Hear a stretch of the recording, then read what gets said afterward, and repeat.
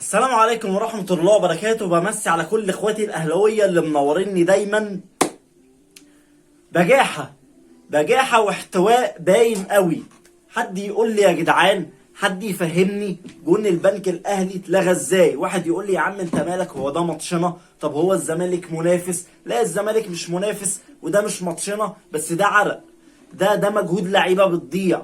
نادي البنك الاهلي نادي موجود في الدوري المصري ومن حقه ان هو ياخد كامل حقه في النزاهه التحكيميه. جون ما فيهوش اي ريحه تسلل، جون ما فيهوش اي خطأ. فين؟ ليه بتستدعي الفار ليه اصلا؟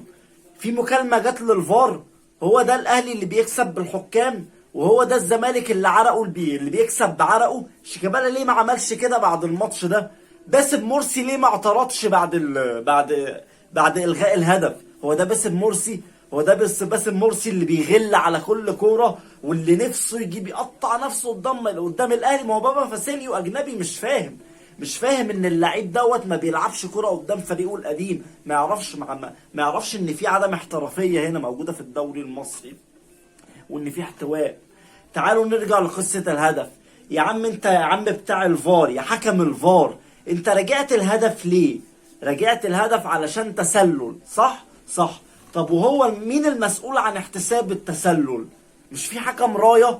ازاي حكم الراية ما يكونش بيبص في الفار مع حكم الساحة؟ ازاي؟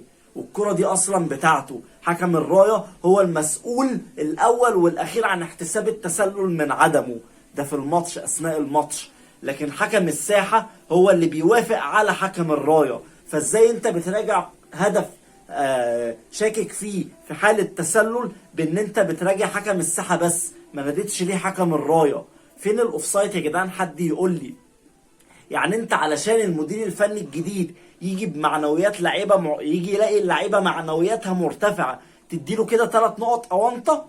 هي دي هو ده تطوير التحكيم اللي انت شغال عليه؟ انك تسيب الفرق تكسب كده بالاونطه؟ مش الفرق، هو الزمالك بس. ربنا يستر على ماتش بكره، ربنا يستر على ماتش بكره نهائي الكاس.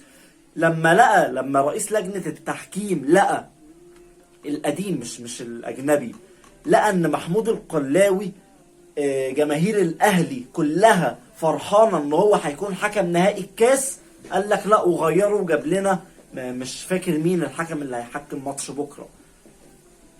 وحكم عليه علامات استفهام كتيره جدا، خلي بالكوا برضو. فان شاء الله ماتش بكره نخلي بالنا علشان هيبقى فيه احتواء كبير قوي اكتر من اللي كان موجود.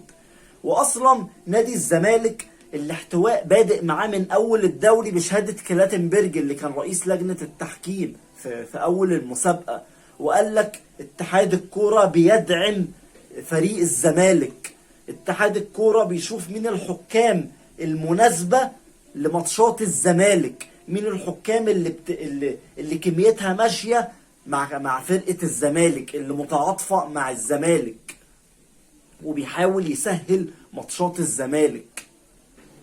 ما فعلا حتى الماتشات اللي الزمالك عمال بيخسرها دي مع فرق اصلا في منتصف الجدول ورا بعض، وفرق هتهبط، لكن الزمالك هو اللي مش عارف يستغل الاحتواء ساعده مره واثنين وثلاثه واربعه، لكن هو اللي بائس ومحلي وبياخد المركز الرابع بالعافيه. وان شاء الله مش هتفنش رابع لان ربنا ما بيرضاش بالظلم، وان شاء الله الاتحاد سيد البلد هياخد منك المركز الرابع. ولسه الماتشات جايه، ورونا الاحتواء هينفعكوا ازاي، ورونا الاحتواء هياخدكوا بطولات قاريه ازاي، ورونا الاحتواء هيطلع منكوا لعيبه ازاي. لما لعيبه تكسب بالمجهود غير لما لعيب يكسب بالاحتواء، يكسب بالمساعده، يكسب بالرشاوي، يكسب بالمكالمات. هنا هتطلع لعيب مش هيقاتل على الماتش، مش هيقاتل على الكوره. خلاص انا عارف ان انا هكسب، خلاص انا عارف ان انا الحكم هيحسب لي ضربه جزاء، خلاص انا عارف ان انا الحكم حتى لو انا بائس ومحلي ومش عارف اجيب اجوان، الحكم هيلغي جون زي ما حصل دلوقتي. جون سليم 100% للبنك الاهلي بيتلغى بداعي التسلل. مفيش اي تسلل، مفيش اي فاول، مفيش اي حاجه. بجاحه وفضيحه، اراهنك ان صحف العالم هتتكلم عن الاوفسايد ده، لان جمهور الاهلي هينشر الفيديو الهدف ده، وهينشر الصور، وهتبقى ترند وهتوصل للعالمية، وصحف العالم هتتمسخر بالتحكيم ومستوى التحكيم في مصر. واراهنك ان ممكن كلاتنبرج اكيد بيتابع لسه لحد دلوقتي الحالات التحكيمية، وممكن يطلع يتكلم ويطلع يأكد على كلامه اللي هو قاله، ان نادي الزمالك واتحاد الكورة ايد واحدة، ان اتحاد الكورة بيساعد الحكام انها تسهل الفوز على الزمالك، وما حصلش تحقيق. اللي انا مستغربه بعد كلام كلاتنبرج الاجنبي اللي مش من مصر، بعد كلامه مفيش اي تحقيق او حصل مع اتحاد الكورة او مع لجنة الحكام، مفيش اي تحقيق. ليه؟ لان هي الدنيا ماشية واحنا خلاص عرفناها. ورئيس الاتحاد الكرة السابق عمرو الجناني اللي طالع يقول لك انا زملكاوي، ولو خيروني بين رئاسة اتحاد الكرة ورئاسة نادي الزمالك هختار رئاسة نادي الزمالك. ما هو ده كان رئيس اتحاد الكرة من سنة ولا من سنتين. ما هو دوت اللي بدأ قصة الاحتواء مع الزمالك. لكن انت فالح تهاجمني انا، فالح تقلل مني انا. سيبك من الجمهور البائس المحلي ان هو بيحاول يقلل من الاهلي، انا ماليش دعوه بالقصه دي. انا بتكلم كاتحاد كوره. كاتحاد كوره انت بتعطلني انا لما بطلب منك تاجيل ماتشات ما بترضاش، وبالعافيه.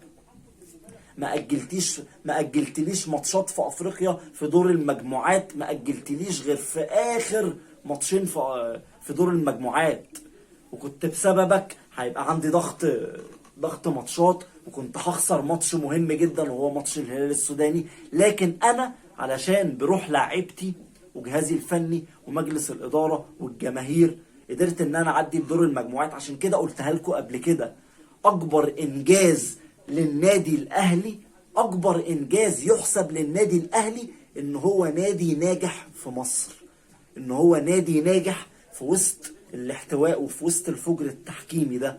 هو ده اكبر انجاز للنادي الاهلي، انه عارف ينجح في وسط الفساد. لما تبقى نادي عارف تنجح في وسط الفساد هتعمل تاريخ، هتطلع تكتسح، هتطلع تكسب الفرق بره وتاخد بطولات من قلب تونس ومن قلب المغرب ومن قلب جنوب افريقيا. هتاخد بطولات مش على ارضك، لان انت هتبقى لعيبتك بتلعب بدم، بتلعب بروح، مش مستنيه مساعده من حد، مش مستنيه احتواء من حد. وهو ده الفرق بين النادي الاهلي وبين نادي الاحتواء. بس كده، دي كانت نهايه حلقتنا النهارده. ويا ريت اللي مش مشترك في القناه يشترك عشان يوصل له كل جديد. ودعواتكم ان شاء الله بكره رجاله الاهلي قدها، مهما كان الهجوم ومهما كان الاحتواء. ان شاء الله الكاس اهلاوي، ومش هننول شوال الرز اللي في باله. سلام.